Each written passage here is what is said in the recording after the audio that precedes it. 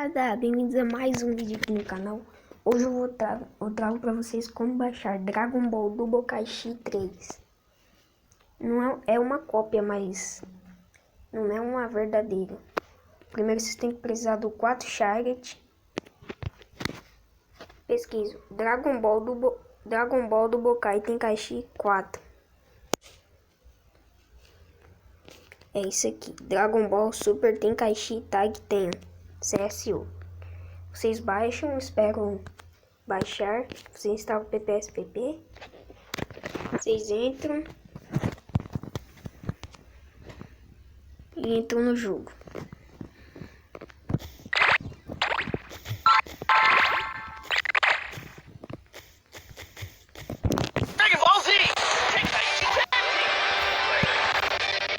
Vou carregar a partida.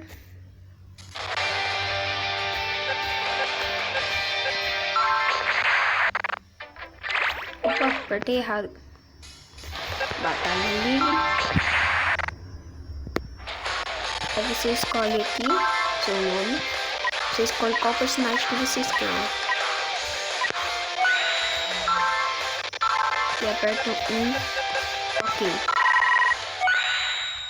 Você escolhe o mapa. É que nem o 3, galera.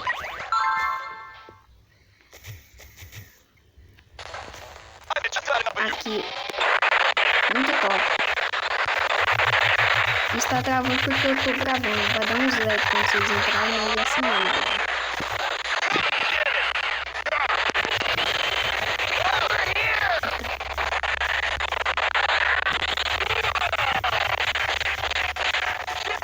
Tá travando porque eu tô gravando.